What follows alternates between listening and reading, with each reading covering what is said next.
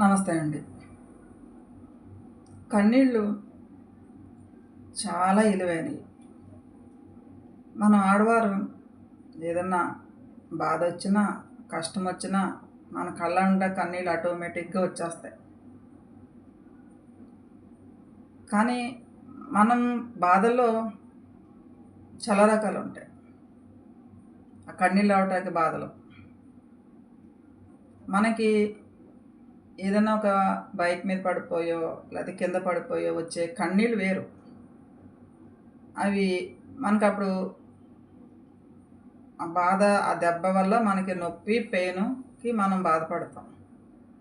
కానీ ఇరుగు పొరుగు వాళ్ళ మాటల కోసం, పేరెంట్స్ మాటల కోసమో, తోబుట్టుల మాటల కోసమో, భర్త పెట్టే సాడిజం కోసమో, అత్తమామలు పెట్టే సాడిజం కోసమో, ఆర్థిక సమస్యల కోసమో ఆడవాళ్ళు కన్నీళ్ళు పెడుతూ ఉంటారు.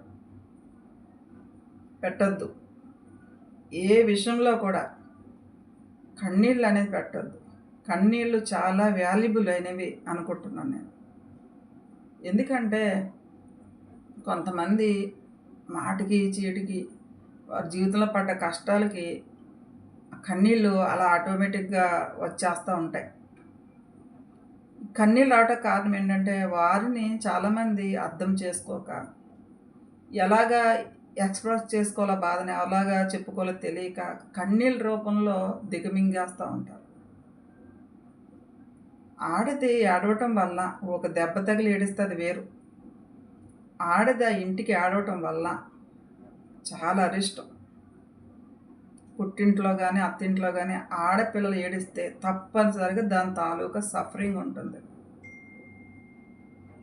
అవతల వాళ్ళు కన్నీళ్ళు పెట్టుకుని ఇలా ఏడిపిస్తున్నారంటే వాళ్ళ ఇంట్లో ఏదో ఒక మాట అనబట్టో, లేకపోతే భర్త కొట్టబట్టో, లేకపోతే ఆర్థిక సమస్యలు తట్టుకోలేకో, లేకపోతే ఏదైనా కారణాలు అయ్యుండొచ్చు.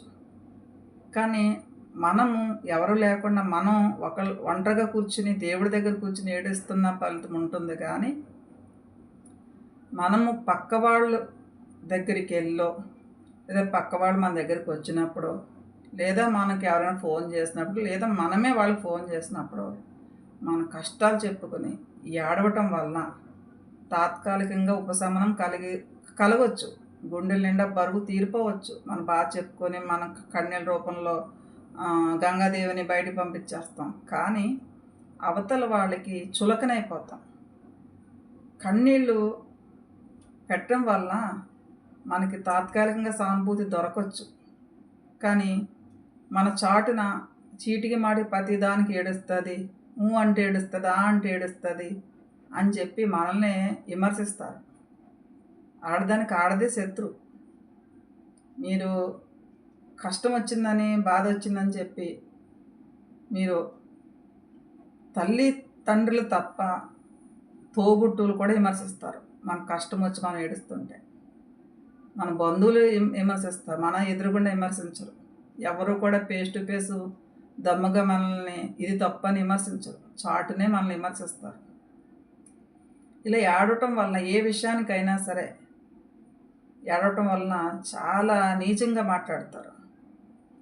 మగవాళ్ళు ఎంత కష్టం వచ్చినా, ఎంత బాధ వచ్చినా సరే వాళ్ళకి కన్నీళ్ళు రావు. కన్నీళ్ళు వచ్చినా దిగమింగేసుకుంటారు. ఆ పెయిన్ అంతా గుండెలో ఉండిపోతుంది. కానీ మనకెంత బాధ ఉంటుందో మగవాళ్ళకి కూడా అదే పెయిన్, అదే కన్నీళ్ళు ఉంటాయి. కానీ మగాడు ఏడిస్తే నవ్వే ఆడదాన్ని ఏడ్చే మగవాడిని నమ్మకూడదంటారు. కన్నీళ్ళు అనేది చాలా వాల్యుబుల్. అలాంటి కన్నీళ్ళు ప్రతి వాళ్ళ ముందు మనం ఏడవటం వలన మనల్ని చిన్న చూపుగా చూస్తుంది ఈ సొసైటీ. కన్నీళ్ళు వచ్చే బాధ ఉన్నా సరే ఒంటరిగా కూర్చుని భగవంతుడి దగ్గర ఏడిస్తే కనీసం భగవంతుడనే జాలిపడి మన కష్టాలు తీర్చొచ్చేమో. కానీ మనం తోటి ఆడవాళ్ళ దగ్గర ఏడిస్తే ఆడదానికే శత్రువు. మన దగ్గర అయ్యో పాపం అని చెప్పి మన పక్కనే విమర్శించే లోకం ఇది.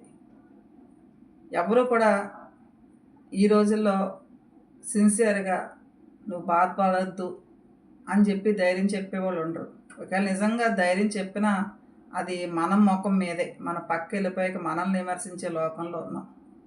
భర్త కొట్టొచ్చు, తిట్టొచ్చు, అత్తమామలు తిట్టొచ్చు, ఇబ్బంది పెట్టొచ్చు, తోబుట్టువులు, తల్లిదండ్రులు, అన్నదమ్ములు, చుట్టుపక్కల వాళ్ళు ఏ సమస్య గురించైనా ఏ బాధ అయినా వస్తే మీరు దిగమింగేయాలి. కానీ బాధపడటం వల్ల మనం వాళ్ళందరికీ లోపైపోతాం. కన్నీరు పెట్టామంటే మనల్ని చూసి వాళ్ళు ఆశ్చర్యపోవాలి. ఎప్పుడు కన్నీరు పెట్టలేని వ్యక్తి కన్నీరు పెట్టిందా, అయ్య బాబోయ్ అనుకునేటట్టుగా ఉండాలి. కానీ అంటే ఎలాంటి సిచ్యువేషన్ వస్తే మనం ఇంకా జరగరాంది జరిగినప్పుడు, భరించరాని దుఃఖం వచ్చినప్పుడు కళ్ళంట నీళ్ళు రావాలి. నిజంగా మనకి ఆ కన్నీళ్ళు పెట్టుకోవడం మనకి గుండెలో బరువు తగ్గుతుంది అనుకుంటే కనుక ఒంటరిగా కూర్చుని బాధపడండి, ఒంటరిగా కూర్చుని దుఃఖపడండి. అది మనం పురాణాల్లో చూస్తే ద్రౌపదికి నిండు సభలో వస్త్రాపరణ జరిగింది.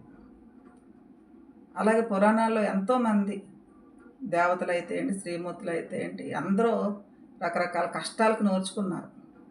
వాళ్ళు మనకు అందరికీ ఆదర్శమయ్యారు. నిజంగా మీరు పుట్టింట్లో కానీ అత్తింట్లో కానీ ఎక్కడున్నా సరే మీరు కన్నీళ్ళు పెట్టుకుంటే మీకే కాదు మీ ఇంటికి కూడా అరిష్టం. నెగిటివ్ ఎనర్జీ ఫామ్ అయిపోద్ది. ఎక్కడైతే ఏడుపులు, పీడ, చీడ ఉంటుందో అక్కడ నెగిటివ్ ఎనర్జీ ఫామ్ అవుద్ది. కాబట్టి మీరు ఏడ్చారంటే ఆ ఏడుపుకి అర్థం పర్థం ఉండాలి. అంతేగాని మీరు ఏడ్చి మీరు 10 మందిలో చులకన కాకూడదు అని చెప్పి నేను వీడియో చేస్తాను. Thank you.